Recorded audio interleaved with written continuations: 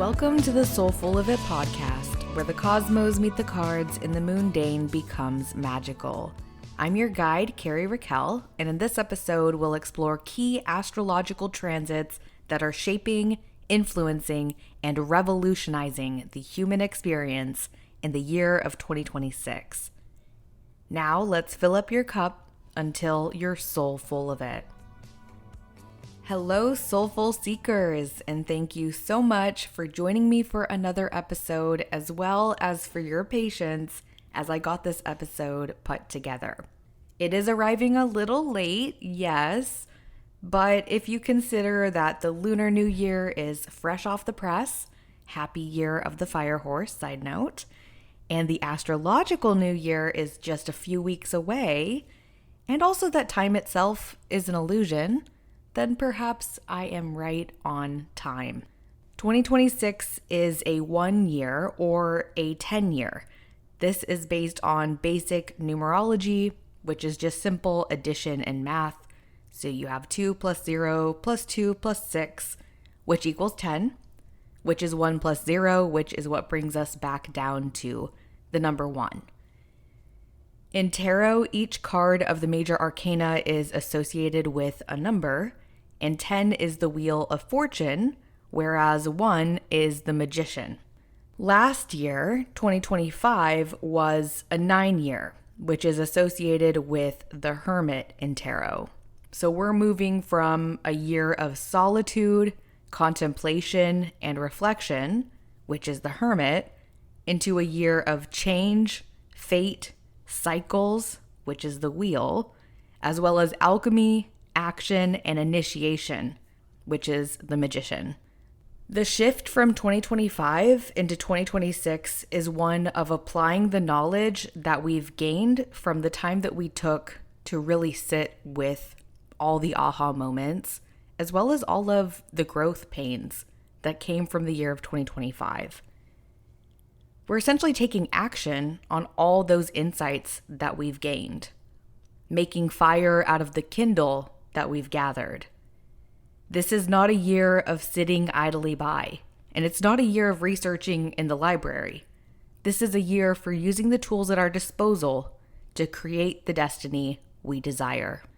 I'm sure you're feeling the presence that something very big has been building, just as I am. It's like a collective energy of awareness that there is no going back, that we cannot unknow what we know now. So what are we going to do about it? This year is about answering that question. So without further ado, grab your notebook if you have one nearby, or check the timestamps. I always have those in the show notes for you if you want to come back. Pour yourself a cup of the cosmos, and let's dive right into the astrology of 2026. Beginning with quarter 1.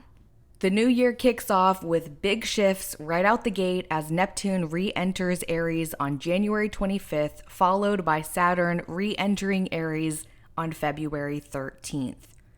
This is setting the stage for the Saturn-Neptune conjunction at 0 degrees Aries on February 20th.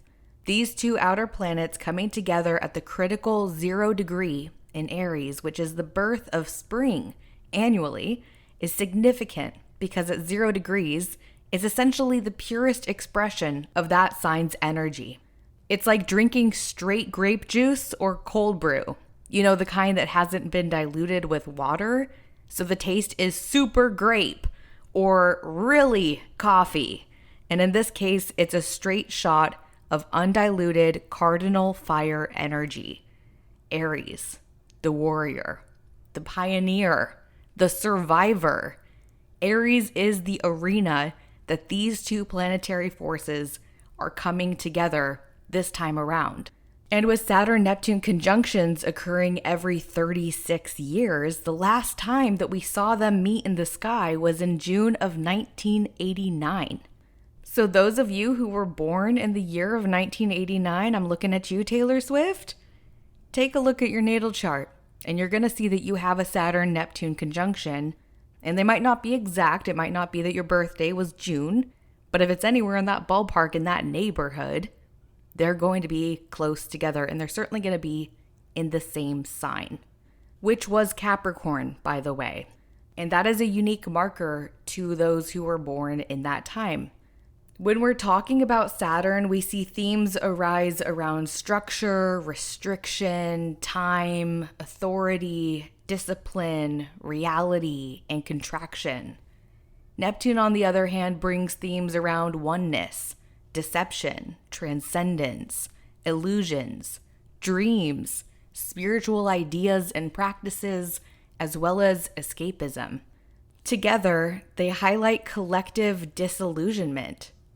It's essentially like a reality check, a period of time where reality is clashing with the illusions that have been put before us. We're seeing that with the advancement of AI for sure already. And that's just the beginning. It's blurring the lines between what is real and what is not real. We're questioning what we're seeing with our own eyes because we can't trust that what we see is what we see anymore.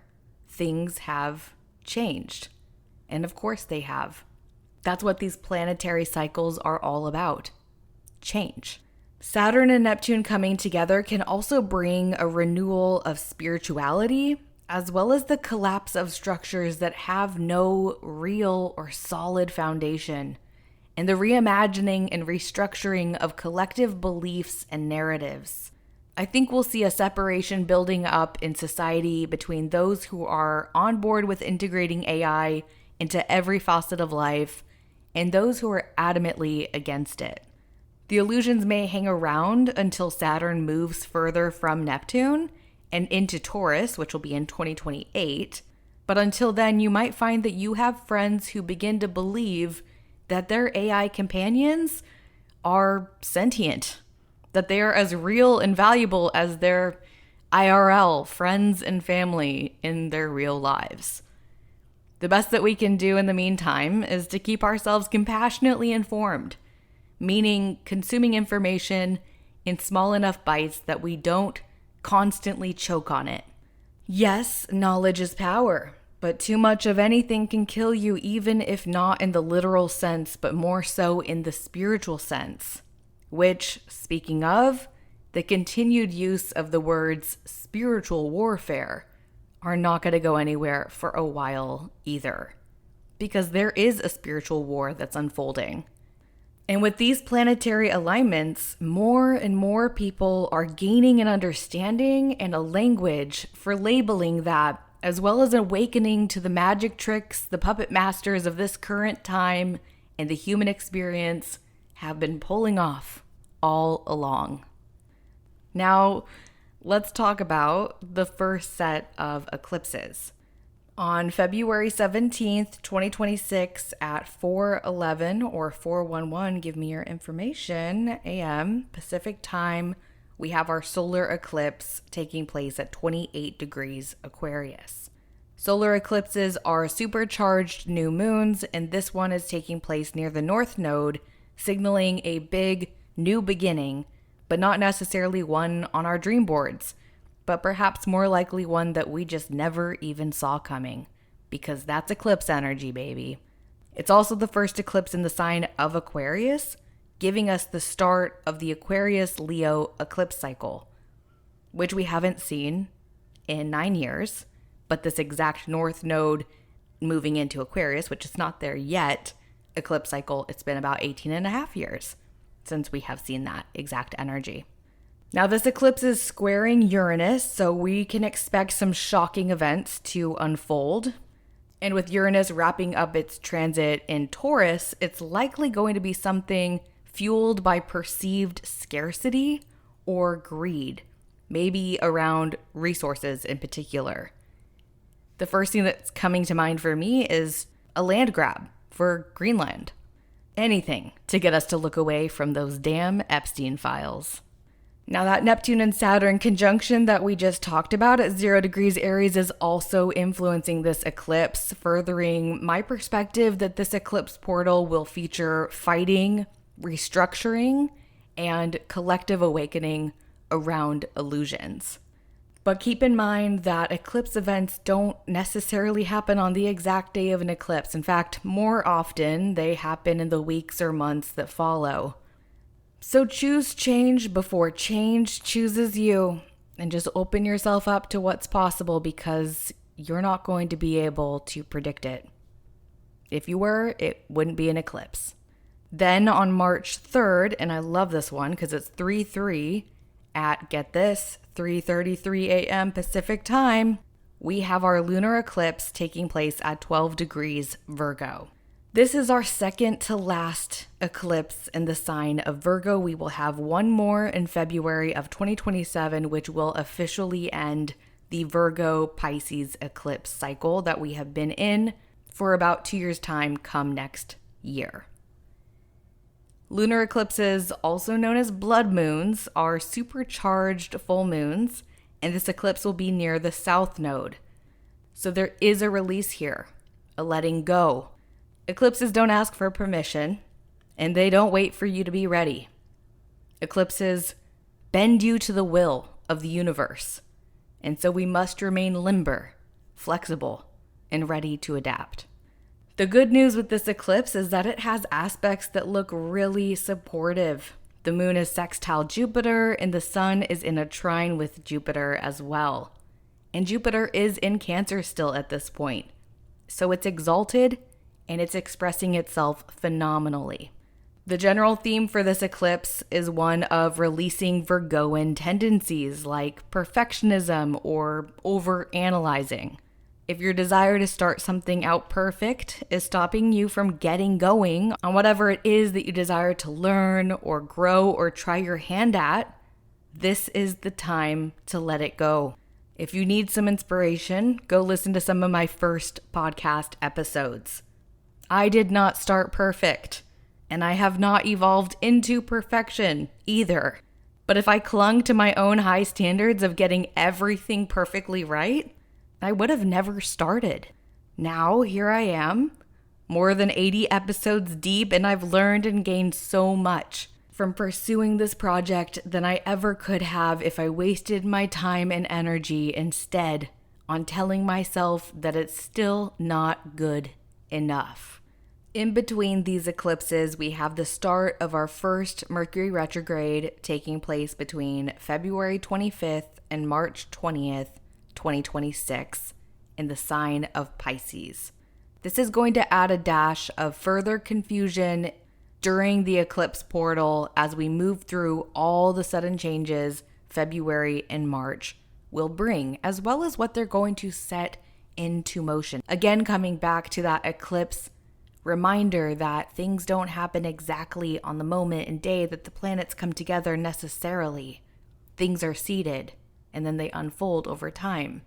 Spring's not here yet, right? So not everything has bloomed, including me and including you. Now, Mercury in Pisces is alphabet soup coming out of your mouth instead of full sentences. It's trying to communicate as a deaf person using sign language to a blind person who cannot see your hands or your expression. Those examples are, of course, a bit exaggerated, but generally speaking, Mercury in Pisces as a transit requires a bit of decoding and a less traditional approach to communicating. With the retrograde period in the sign of Pisces, this is more evident, and therefore it is even more important for us to give each other grace and try our best to assume positive intent as often as we can, keeping in mind that most people really are doing the best with the information that they have, and all of us are being fed algorithmic propaganda as well as AI slop and struggling to differentiate what's real from what's not real. So let's do the Piscean thing and try to be kind to each other with our words and not over-identify with our thoughts, especially those that are emotionally charged and often fleeting. Speaking of emotions, it's worth noting that all 3 of the Mercury retrogrades taking place this year will be in water signs. So the communications we're revisiting and rehashing will have an emotional edge or nature to them. So say what you mean, Mean what you say, and if you don't have anything nice to say, take advice from Thumper and Bambi and maybe don't say anything at all. And with that, we are now ready to move into the second quarter of the year. I first want to mention a date that is worth keeping our eyes on, which is on April 19th, when Mars and Saturn will come together in a conjunction at 7 degrees Aries. Mars is known as the lesser malefic planet, whereas Saturn is known as the greater malefic planet. Now, a quick fun fact for you if you didn't know, there's a difference between a day chart and a night chart. Essentially, were you born during the day? Or were you born during the night? If you were born during the day, then your most malefic planet in your chart is Mars. If you were born during the night, then your most malefic planet is Saturn. So that can have a different impact of how these planets interact in transit in relation to your personal natal chart. And just something to keep in mind as we're talking about all these different transits. When Mars and Saturn come together, which happens every 2 years, they can bring with them some of the most challenging themes of both of those planets. And in the sign of Aries, this is particularly noteworthy. Why? Because Mars is in its rulership placement in Aries, and therefore it is stronger in expression. When you pair this very Aries energy of Mars with Saturn, the planet of karma, responsibility, and restriction, you get this trying to cage Godzilla kind of clash. Mars and Aries can't be told what to do, and Saturn points towards the rules, the constraints of time, the reality as it's currently unfolding with or without our approval. It's impulse versus responsibility. You have a responsibility to trust and follow your instincts, but you also have a responsibility to fact check yourself and to not be impulsive when it's going to harm yourself or others. That is the tug of war between Saturn and Mars coming together in the sign of Aries. So collectively speaking, there's this high potential for an uprising of sorts, especially considering the state of the world and the ugly truths that are coming to light that have massive global impacts. Whether it plays out like the January 6th insurrection or not is something that only time will tell, which is the perfect statement for this aspect considering how Saturnian it is. Now, I don't highlight this date to feed fear, but to create awareness. If you're going to go to a protest in mid-April, just keep your eyes open. Remember that you can stand up for your rights without throwing bricks through windows. There is more than one way to change this world. Speaking of change, on April 25th, 2026, Uranus re-enters Gemini. We've been here before as we had a preview period of this transit last July, 7/7, through early November, 11/2/25, which was when Uranus entered Gemini last before returning to Taurus one last time during its retrograde period. With this ingress, we're now fully emerged into this transit for the next 7 years. Uranus, known as the changemaker planet, ignites an energy of freedom-seeking, sudden upheaval, unexpected change, innovation, liberation, and revolution. In the sign of Gemini, our mercurial, mutable air sign who has the archetypes of the storyteller, the comedian, and the journalist, we're going to see advancements in how we communicate with one another, as well as how we consume and share information. The days of the Instagram and Facebook social media monopoly may very well be coming to an end in the next 7 years, perhaps even abruptly, and replaced by, or at least challenged by, new social media platforms who do things differently, appealing to people from new angles. Think TikTok without the Chinese mining your data through their addictive algorithm, or the recent Oracle owning billionaire buyout. It could even be a social media platform with no AI, or a social media platform where everyone's avatar is AI. With Uranus, it's always an expect the unexpected sort of scenario, so maybe it will be more of an uprising against social media altogether and a resurgence of an in-person community building event, club, social gathering type of change and shift for us collectively. In recent years, the foundation for citizen journalism has been built, but it hasn't been fully respected in the ways our legacy media channels have always just had their respect. But that will likely shift as Uranus moves through Gemini. We may no longer think of CNN or New York Times or any of those Sinclair-owned, quote, local news channels as primary sources of information. Much like how streaming services changed how we watch television, by the time Uranus leaves Gemini, we're going to see the rise of modern Netflix-esque game changers enter the mainstream of the media, and we'll be using different tools and services to watch, listen, and speak with each other.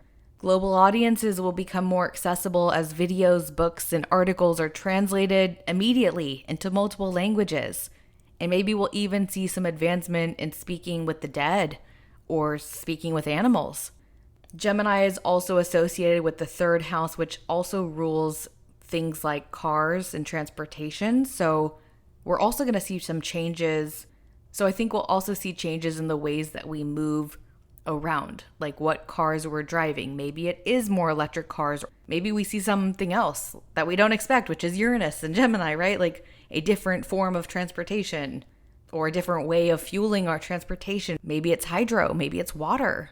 But there's no doubt that things are going to be shaken up, and we're going to have several years to watch it all unfold. Then we have what's likely to be the sweetest day of the year, so I just wanted to mention it.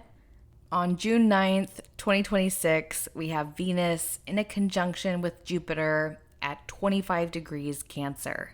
This is a harmonious, rejuvenating energy. We have Jupiter, the great benefic, exalted in Cancer, coming together with Venus in the sign of nurturing, the sign of the mother. Cancer is a cardinal sign, so there's also this permission slip to begin taking care of and mothering yourself better with these planets connecting.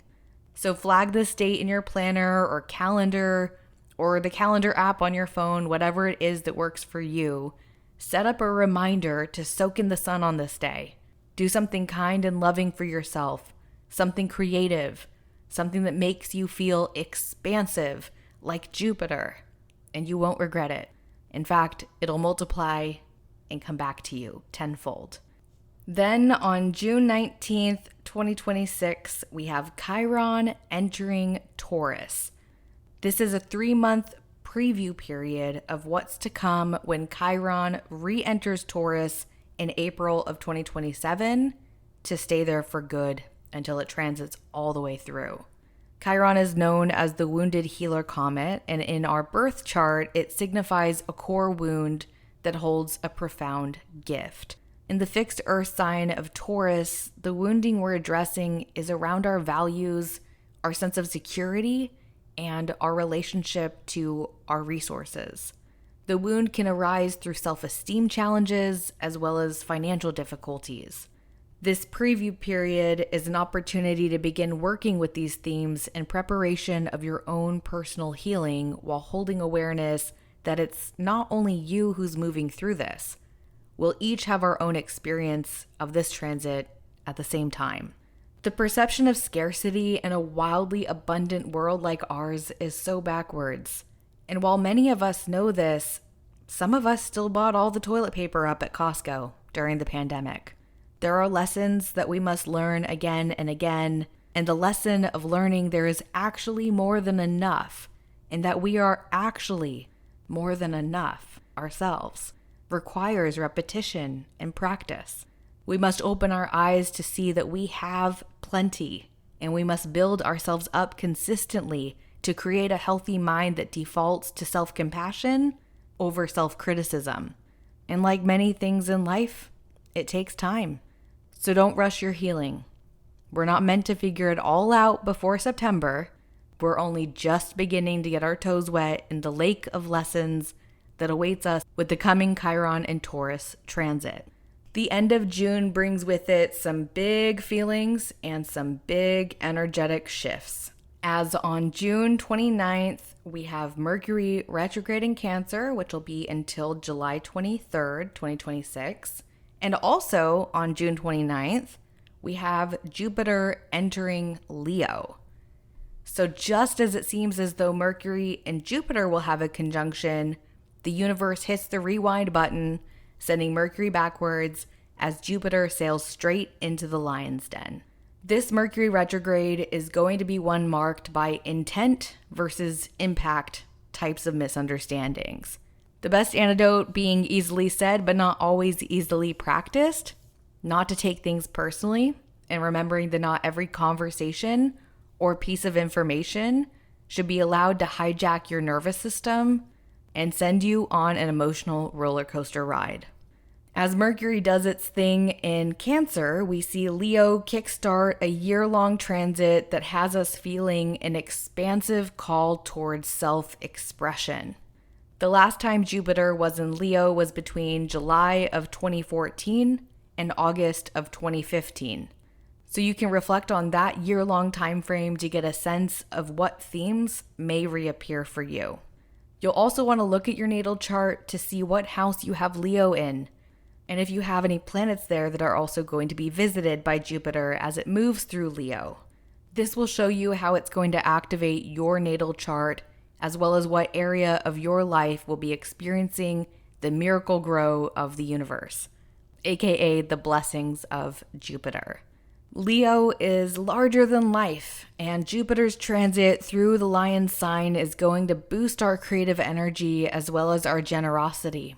It's the line from Taylor Swift's song, Who's Afraid of Little Old Me, where she sings, so tell me everything is not about me. But what if it is?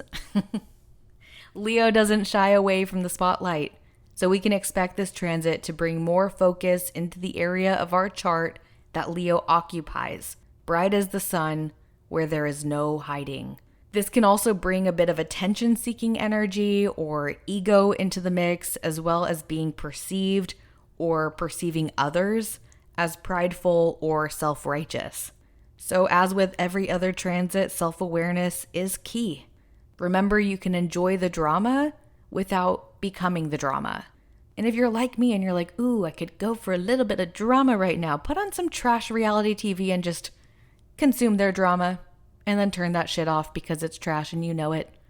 And then go to bed knowing that that drama has absolutely nothing to do with you in your life, but you still got a little taste of the tea. It just didn't burn your throat on the way down. That's the best kind of drama, right? What I find interesting about Jupiter entering Leo is that with Chiron now in Taurus, it is squaring Chiron right away. So I think there's going to be some tension right out the gate. It's an opportunity here to heal around Leo things like being seen and taking up space, which sometimes requires that we remove ourselves from spaces where we're not being valued or treated with respect. It's that metaphor about a plant that isn't growing. What do? Well, you remove it from its environment and you put it in a new environment, right? Maybe you look up information about that plant. Oh, wow, this one needs more sunshine. Maybe it shouldn't be in this dark corner. What if I move this plant to the windowsill where it's going to get direct sunlight for most of the day? You're the plant, by the way, in this metaphor. And aren't we all just plants needing sunshine and water and good environments to grow in? Jupiter is also building up an exact opposition with Pluto in Aquarius, as well as a trine to Neptune and Saturn in fellow fire sign Aries. There's tension, but there's also this flow of energy that's occurring at the same time.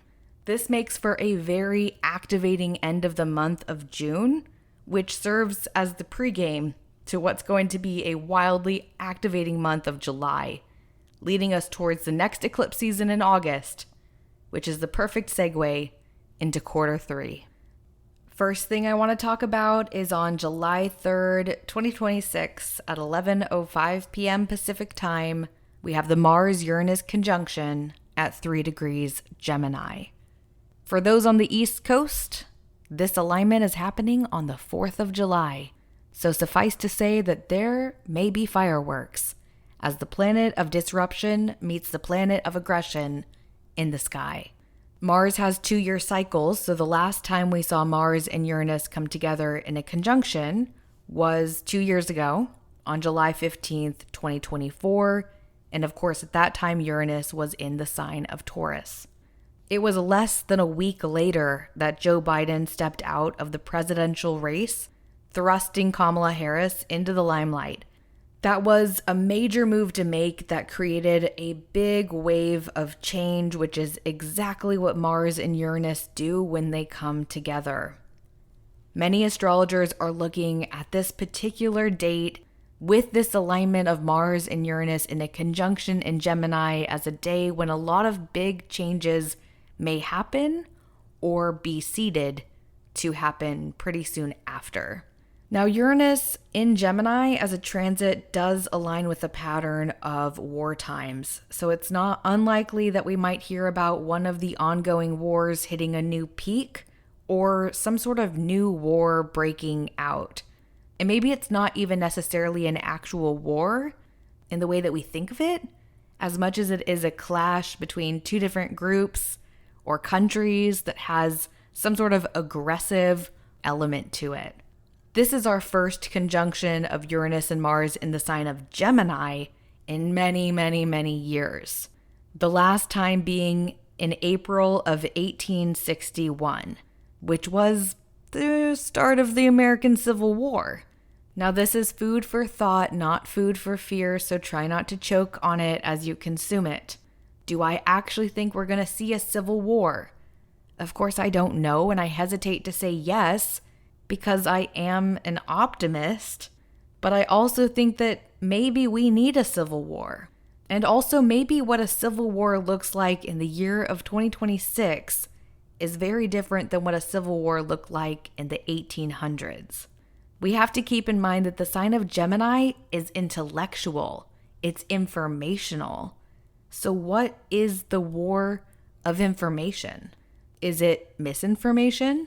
Is it information overwhelm? Maybe something like releasing 3 million Epstein files all at once so that all the elites whose names are found within can hide behind one another. Bill Gates, I'm looking at you. I don't know for sure, but we will all find out in July. And another thing that's worth mentioning is that in the chart of the United States of America, both Mars and Uranus are in the sign of Gemini. So there is also a double return happening here, which highlights a new beginning where change will be demanded and it will be enacted through actions. My hope is that those actions are not physically violent, but instead intellectually challenging. However it ends up playing out, this is going to be a very interesting summer with this transit among others. So with that said, let's keep going and talk about the nodal shift. On July 26, we have the North Node entering Aquarius and the South Node entering Leo. The death of the look at what I did influencer and the rise of the look at what we discovered scientist. That's one way to look at this nodal shift. The North Node points us collectively towards what we're meant to grow, which is Aquarian now. But that may not feel as easy or natural to all of us as we might like it to. The influencer example feels relevant because influencers have become so prominent in recent years. There are so many forms of fame now that you could be sitting on an airplane beside someone who has millions of followers and have absolutely no idea because you're not in their audience. You're not interested in their niche. We've become familiar with the influencer economy as it's been around a while, but it's going to change because the South Node is in Leo now. So we're letting go of the theatrics and drama to create space for things that grow our brains. Think less reality TV and more National Geographic. The The nodal shift from Pisces into Aquarius also moves us from idolizing into intellectualizing. Instead of seeking positive vibes, we are becoming hungry for facts, metrics. Give me the data. One thing I'm thinking that could come from this shift is that we will begin to study and gain an understanding on a scientific level regarding spiritual topics and practices, taking what we learned from the North Node in Pisces and moving it into that scientist energy of the North Node in Aquarius. Maybe it's dream interpretation with brain mapping technology. Maybe it's even more information that has data to back it up being revealed regarding how the CIA has been utilizing remote viewing and psychics to gain intelligence on other countries for many decades now. Things are going to continue to get interesting as we see the eclipses light up these signs with this new cycle beginning, which brings us right into our next topic. On August 12th at 10:45 a.m., we have our solar eclipse at 20 degrees Leo. This is our first eclipse in Leo in 9 years' time, and as a solar eclipse, it brings a new beginning that we haven't necessarily signed on the dotted line to approve. When change comes knocking, the door of destiny opens with or without our hands on the knob. We can walk through willingly, or Mother Nature can send a windstorm to push us through. Either way, we are moving into another portal where the seeds of fated events are planted for big shifts to come later on. Even though solar eclipses are supercharged new moons, since this is a South Node eclipse, there are themes of release here, highlighting the shadows of Leo. It's a dance for yourself, not for the applause type of energy. It's an invitation to seek your own validation, remembering that only you go to bed every night in your body. Only you benefit or suffer from your choices, and only you ultimately determine the quality of your life. In the backdrop of this Leo eclipse, there's a beautiful grand trine between Pluto in Aquarius, Uranus in Gemini, and Venus in Libra that wants to help support us as we walk through the eclipse portal. So while surprises may arise, it's entirely possible that they may be more sweet than sour. I also love that there's a trine to Saturn from this eclipse, adding an energy of Leo pride to the mix around responsibilities that we're handling with discipline and with discretion. It's the feel-good moment after a challenging workout, knowing that while you may be sore tomorrow, you will also be a little bit stronger tomorrow. And that wasn't anyone else's doing, but your own. All great leaders must master self-leadership. And that is the theme that's standing out to me with this eclipse in Leo. Learning to lead yourself. Following our Leo solar eclipse on August 27th at 9:12 p.m. Pacific time, we will have our lunar eclipse at 4 degrees Pisces. This is our last eclipse in Pisces, and we'll see just one more eclipse in Virgo that I mentioned earlier. In 2027, it will be in February. So we are at the end of a cycle here. While lunar eclipses are extra strength full moons, this one is near the North Node, so we are seeing more arrivals than departures in our spiritual airports. The moon is in a trine to Mars, bringing a supportive energy around taking action to embrace the changes as they come. Meanwhile, the sun is conjunct Mercury in Virgo, so there are very necessary conversations that will be surfacing at this time as well. And both the sun and moon are in a T-square to Uranus, an aspect pattern that requires that we be active participants in the transformation that's taking place, which, with the Pisces Virgo energy, involves recognizing that if we want to heal, we need to choose progress over perfection, which is a theme that we've been talking about. It's a theme that's been playing out with this eclipse cycle. This eclipse to me feels supportive, especially with the planetary ruler Jupiter in a trine to Saturn in Aries still. There's multiple markers of action, so I don't think this is going to be an eclipse where we sleep through it. And I do think that we will see some results and rewards as this eclipse cycle is wrapping up. So think back to the last year and a half, like what has changed in your world, specifically when you're looking at your chart in your Pisces and Virgo places. So if you're a Gemini rising like me, that would be your 10th house and your 4th house. So take a look at your chart, see where you have Pisces and Virgo, and maybe take some time out to journal and reflect on that. Because we won't see another eclipse in Pisces for 9 more years. Eclipse season ushers us into the 4th quarter of the year, where on October 3rd, he asked me if Venus was going retrograde again. Because Venus retrogrades occur every 18 months, which means that they don't happen every year, but we are going to have Venus retrograde in the last quarter of 2026. This retrograde will see Venus transit from 8 degrees Scorpio on October 3rd back to 22 degrees Libra on November 14th, which has Venus in its pre-retrograde shadow period for the entire month of September.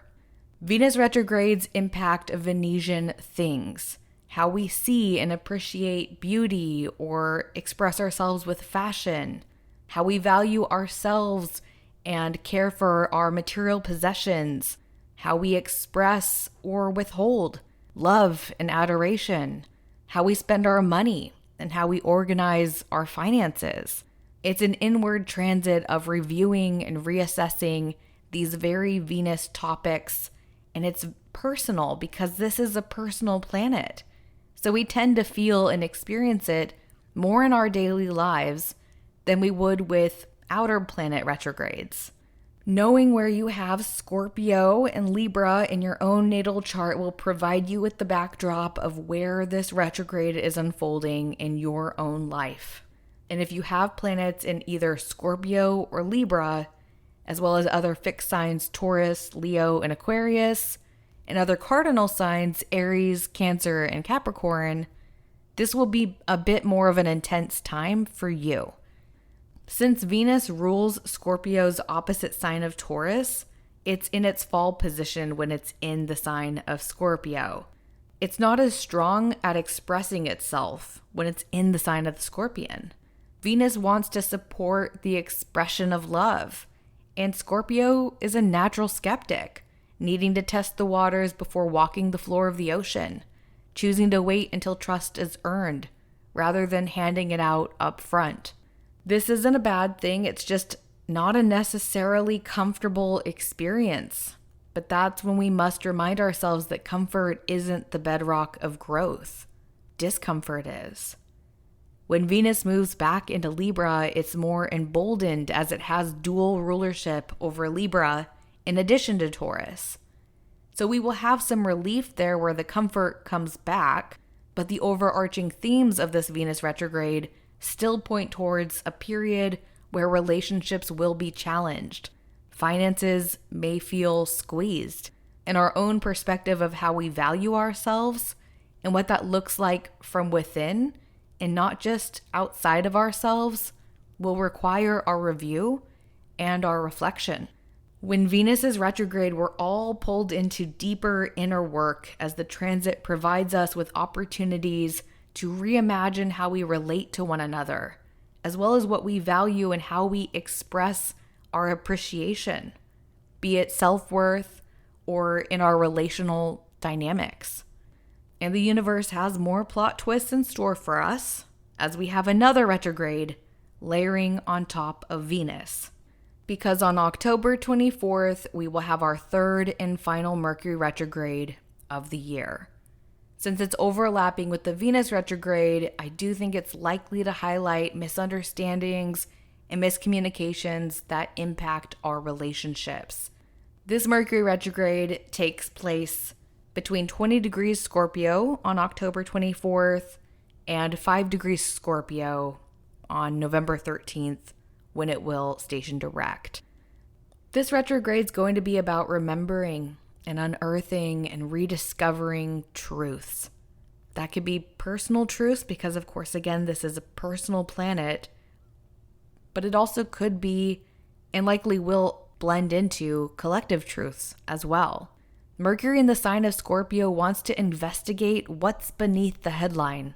Yes, Epstein was a sick child trafficking monster, and he was also a financial terrorist who extorted the rich and powerful through means of blackmail. And that all thrived within a big system that allowed it and enabled it to continue.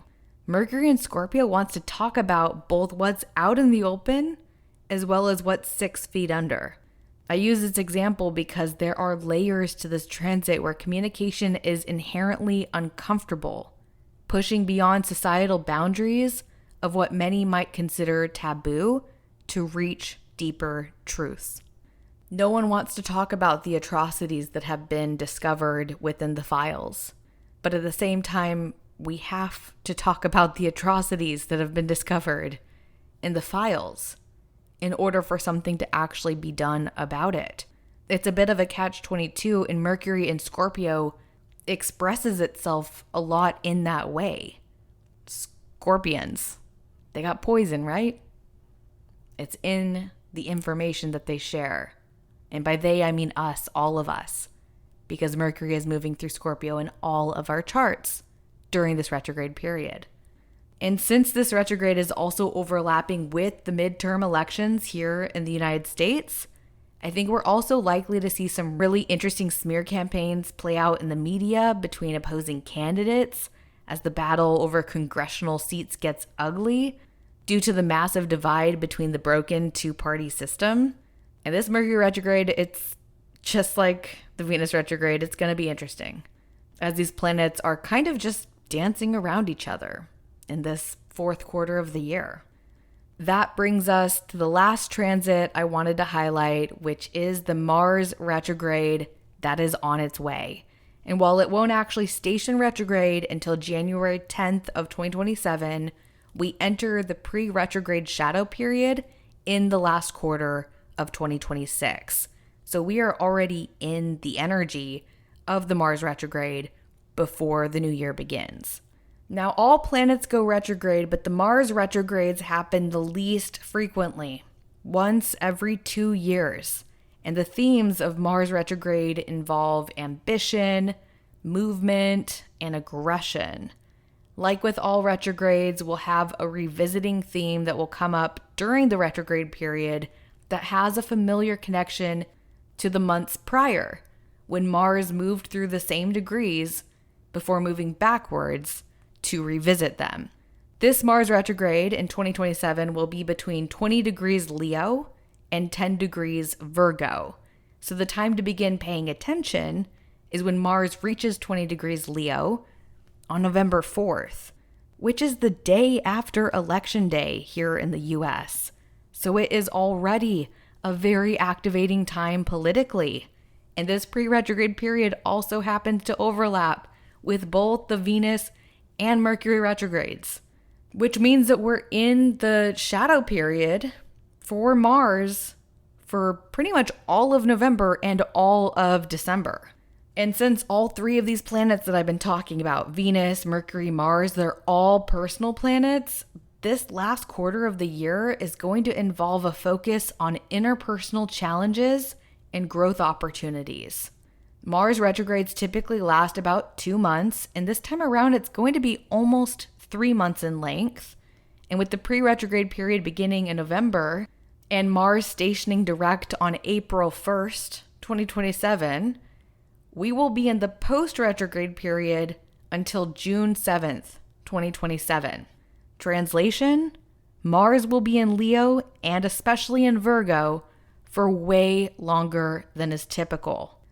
So if you want to prepare for this retrograde, take a look at your natal chart, locate where you have Leo and Virgo. Are there any planets there? If so, are those planets in aspect to any other planets in your chart?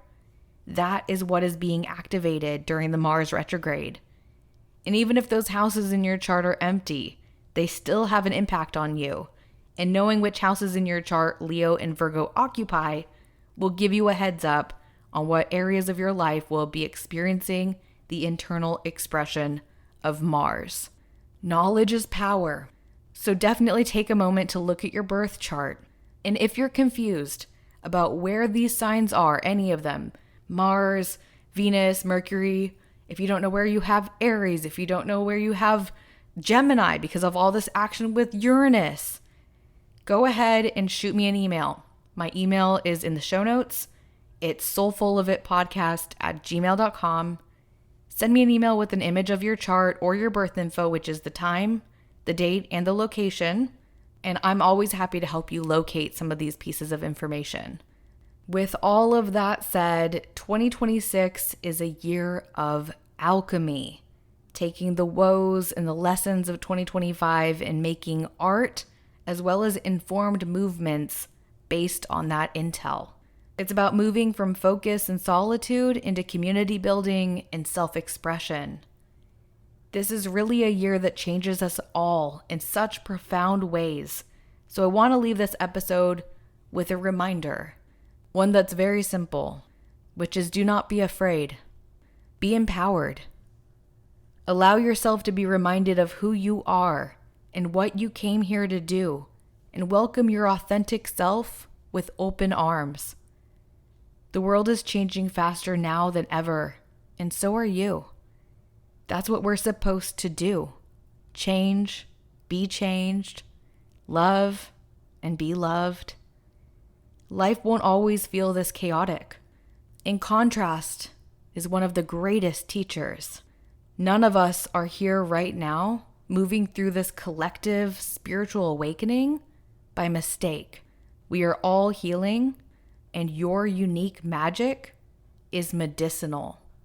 They say the revolution will not be televised, and to that I respond, perhaps it will be telepathic. So start listening to yourself. The most powerful truths come from within.